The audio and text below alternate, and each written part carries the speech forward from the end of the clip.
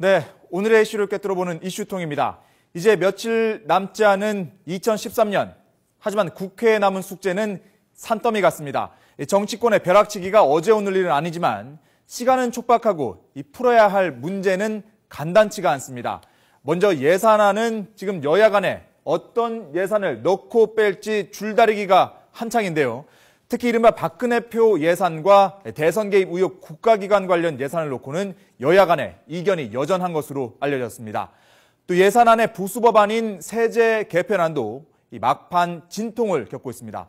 민주당은 소득세 최고 과표 구간을 현행 3억 원 이상에서 1억 5천만 원 이상으로 낮추자 이렇게 요구를 하고 있지만 새누리당은 난색을 표하고 있습니다. 여기에 쌀 목표 가격 인상안도 큰 과제입니다. 지금 정부안인 17만 9천 원 그리고 야당 안인 19만 6천 원 이 사이에서 18만 원대로 절충안을 마련하는 중인데 오늘 최종 담판을 시도하기로 했지만 결과를 예측하기는 쉽지 않습니다. 그나마 다행이라면 가장 어려운 과제였던 국정원 개혁안이 잠정 합의에 이르렀다는 겁니다. 국정원 심리전단은 정부 정책 홍보 활동은 안 된다. 또 정보관, IO도 법령 위반하는 정보 활동은 안 된다. 이런 내용을 법에 명문화하기로 했는데요. 몇 가지 문구를 놓고 정리만 끝나면 이 합의에 이를 수 있을 것으로 보입니다. 하지만 여전히 여야 강경파들은 서로 다른 시각에서 이 개혁안을 탐탁치 않게 생각하기 때문에 최종 승인까지는 순탄치만은 않을 거다 이런 전망도 나오고 있습니다. 오늘의 이슈통 연말에 산적한 국회 과제와 함께 최근 극장가를 달구고 있는 영화 변호인 열풍에 대해서도 알아보겠습니다. 신율 교수 나와 있습니다. 어서 오십시오. 안녕하세요.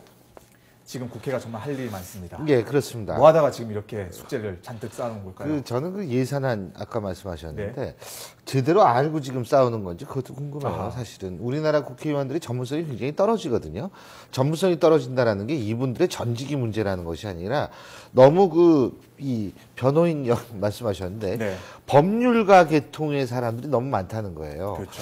그렇기 때문에 그 전문성이 그렇게 됐을 때 과연 어느 정도 자신들이 그 사안에 대해서 잘 알고 예산을 짜느냐 이런 부분도 좀 걱정이 많이 되고 네. 그리고 뭐 딴 일 하다가 계속 딴 일 하다가 계속 그 예산안 결산안도 엉망으로 해놓고서 무슨 예산안 잘 될 거 기대한다는 거 좀 웃기는 얘기죠 사실은. 네. 예. 약속 지킬 수 있을까요? 어떻게 해야 될까요? 이제 하도 욕을 먹어가지고 네. 더 욕 먹을 짓은 안 할 거예요 아마 제가 볼 때. 더 욕 먹을 짓 하면은 그 더군다나 그 감찰관 대상에서 자기네들 빼가지고 또 아니 우리 국회의원분들이 있잖아요 개별적으로 굉장히 똑똑한 분들이에요. 진짜 저도 있잖아요 이렇게 개인적으로 이렇게 그 국회의원분들 만나보면 야 정말 이런 사람이니까 국회의원이 되겠지 이런 생각이 드는데 집단으로 모이면 무슨 그 바이러스가 생기는지 바보가 돼요. 아니 뻔한 얘기를 그걸 그런 식으로 얘기를 합니까? 그 자신들은 빼고 특별 감찰관제를 하겠다 뭐 이런 식의 발상들 또 이제 집어넣겠대요. 네.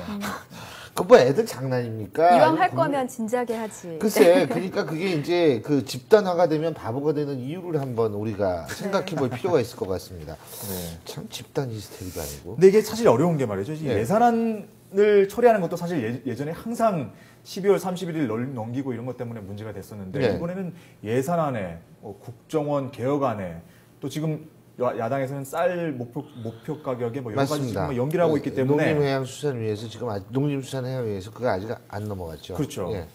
참 쉽지가 않을 것 같아요. 쉽지는 않지만 국정원 지금 말씀하셨는데요. 국정원 문제 같은 경우에는 지금 어느 정도는 해결이 된다라고 얘기를 하죠. 네. 근데 제가 그걸 이렇게 보니까 이 국정원 개혁 문제라는 게 합의는 할 수 있을 것 같아요. 근데 문제는 합의 이후에 그렇게 하자 그러고서 그걸 명문화했을 때 그 다음에 계속해서 문제는 발생하는 소지가 많습니다. 네. 국가 정책 홍보하지 말라. 예를 들면 자 국가 정책을 홍보하면 안 된다라고 얘기를 했을 때 과연 심리전을 담당하는 부서에서 그걸 충실히 따를 것이냐 하는 문제가 반드시 발생합니다. 그러니까 그 국가 정책 홍보에 목적과 거기에 대한 해석 문제가 저는 반드시 나중에 드러날 거라고 생각하고요. 두 번째, 예산안을 샅샅이 들여다보겠다라는 얘기를 지금 하고 있다고 하는데 그 예산안을 샅샅이 들여다보는 것이 과연 국정원의 어떤 직무 수행에 문제는 없을 것인가? 비밀 작전이 공개 작전이 되는 것은 아닌가? 이런 문제들. 그러니까 문제점을 많이 내포하고 있어요. 근데 이게 쫓기다 보니까 그냥 일단은 넘어가고 보자라는 여야의 공통된 심리 때문에 지금 저는 네. 이 타협안이 나왔다라고 보는 거죠. 네. 근데 사실 지금 여러 가지 얘기를 했지만 네. 이것보다 더 큰 지금 숙제가 있습니다. 오늘 네. 노사정 협의를 열지 않습니까? 맞습니다. 철도 노조 사태가 지금 벌써 장장 19일째인데 네. 오늘 교섭이 지금 중단됐단 말이죠. 맞습니다. 어떻게 보면 지금 기댈 곳은 정치권의 중재밖에 없다 이렇게 볼 수도 있을 것 같은데. 정치권의 중재가 아니라 정부가 나서야겠죠. 아하. 근데 이제 참고적으로 제가 말씀을 드리자면 제 개인적인 판단입니다만은 이번 파업은 불법 파업입니다. 왜 그러냐면 노조가 주장해야 될 수준을 넘어선 주장이 가장 주를 이루었기 때문에 불법 파업이지만 어쨌든 지금 현상을 타개해야 된다라는 또 측면에서 볼 때에는 정부가 어느 정도 갈등 조정의 수단을 발휘할 필요가 있다라는 생각이에요. 갈등 조정의 수단을 발휘한다라는 것은 결국 뭐냐면 일단 정부가 대화에 나서야 된다는 거죠. 자, 봅시다. 아니 이쪽에서 민영화 얘기를 하고 정부는 아니라고 얘기를 하는데 네. 코레일하고 노사 이렇게 만나게 해가지고 거기서 결론이 나올 거라고 생각을 한다는 사실 자체가 우스운 얘기죠. 네. 왜? 민영화를 안 한다라고 약속을 해야 될 주체는 정부지 코레일이 아니거든요. 코레일이 무슨 힘이 있습니까? 그래서 저는 일단은 정부가 나서야 된다고 생각을 하고 아까 네. 정치권 말씀하셨는데 정치권도 되게 웃겨요. 특히 민주당이 참 웃깁니다.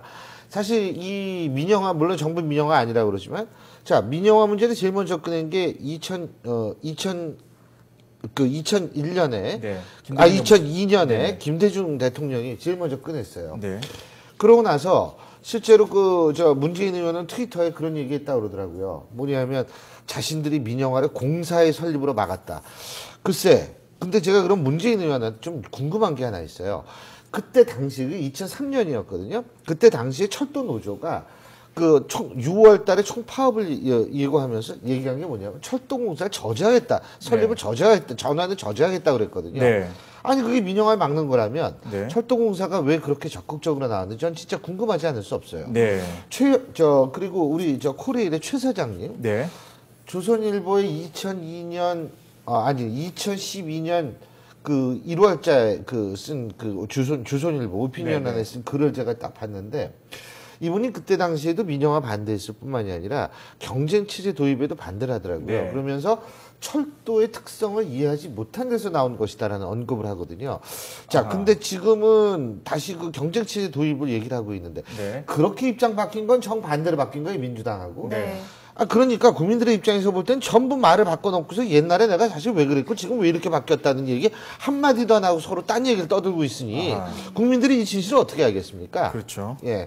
그러니까 이 당사자들부터가 좀 제가 볼 때에는 자신의 과거를 좀 돌이키고 입장이 바뀐 거. 네. 민주당이나 그래서 정치권 중재하면 문제 더 꼬일 수 있어요. 뭐 사실 근데 김대중 정부 때 같은 경우에는 당시 상황이 워낙 외환위기를 IMF라는 네. 것이 있지만은 네네. 중요한 것은 그 이후에 신자유주의라는 것이 어쩔 수 없이 우리가 받아들이는 추세가 됐거든요. 그랬던 건 사실 지금 네. 상황이 바뀌었느냐 하면 사실 전 그 상황이 좋다는 얘기는 아니에요. 좀 바뀌지 않은 것은 사실이거든요. 근데 마치 자신들이 옛날에 그렇게 했던 것을 전혀 잊어먹은 상태에서 지금 뚱따지 같은 얘기를 한다라는 느낌을 줘서는 안 된다고 봅니다. 네. 그리고 이것이 처음이 아니죠. 문재인 의원. NLL 발언도 그렇고 대선 출마 시사도 그렇고요. 알겠습니다. 지금 사실 철도노조 파업 사태에 대해서는 뭐 정치권이 사실은 정부가 나서도록 지금 어떻게든 좀 정부가 나설 끄집어내는, 수밖에 없어요. 네, 그런 역할을 하는 게 사실은 중요할 것 같은데. 근데 정부는 왜 안 나서는지 저는 그거는 잘 이해할 수가 근데 없습니다. 이해할 수 없는 게 어제 같은 경우에는 교섭을 앞두고 4시부터 교섭이 시작됐는데 3시에 현호석 부총리가 기자회견을 열어가지고 우리는 맞습니다. 노조 예, 입장에 굴할 수 없다 이런 입장을 밝혔어요. 사실 이거는 근데요, 그게 두 번째예요, 벌써. 왜냐면 서승환 국토교통부 장관이 민영화 면허 박탈하겠다라는 얘기까지 하지 않았습니까? 네. 그렇게 얘기를 한 이틀 후에 경찰이 민노총에 들어갔단 말이에요. 저는 사실 그 부분에 있어서 너무나 서둘렀다는 생각이 들어요. 정부의 갈등 조정 기능을 최대한 걸 발휘할 때 그걸 발휘해야지 이 강경 진압, 강경 입장에 자꾸 얘기를 한다는 건 전혀 사태 저거에 도움이 안 됩니다. 두 번째, 법과 원칙 중요합니다. 제가 아까 이거 불법 파업적 성격이 강하다고 저는 판단하고 있다고 말씀드리지 않았습니까? 불법이에요.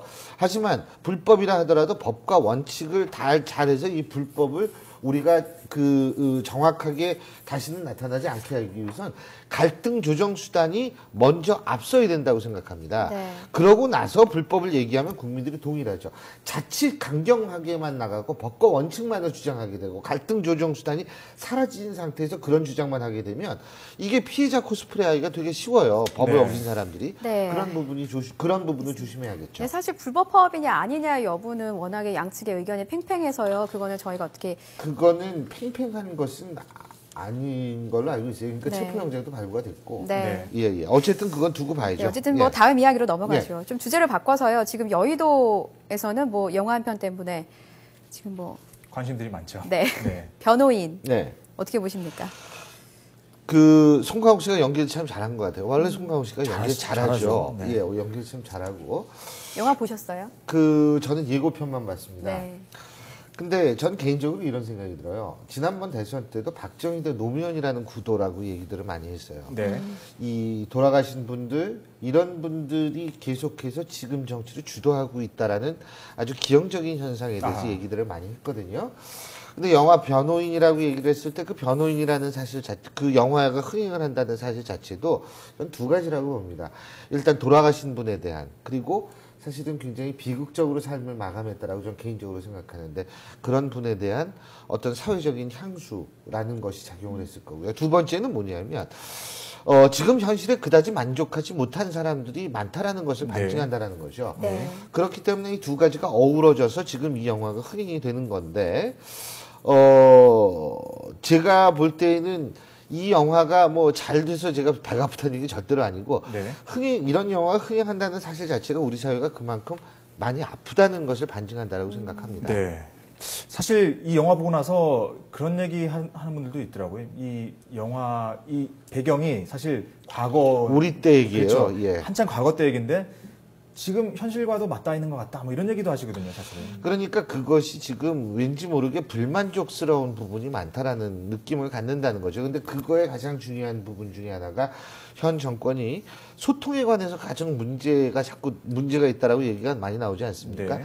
바로 그런 부분이 사람들의 어떤 또 다른 향수를 자극하지 않을까. 그리고 제가 앞서 말씀드린 대로 법과 원칙을 당연히 주장해야 됩니다. 그리고 박근혜 대통령은 그런 거를 주장할 수 있는 자격이 있을 정도로 법과 원칙에 충실하신 분이지만 네. 문제는 뭐냐면 그것을 주장하고 더 큰 공감대를 이끌기 위해선 일단은 대화로 해결하려는 갈등 조정의 어떤 그런 역할을 최대한도로 발휘하도록 노력을 하는 모습을 보여야 되는데 이 자꾸 강경 진압의 모습만 보이니까 네. 사람들이 더 큰 향수를 불러일으킬 수도 있는 거죠. 네.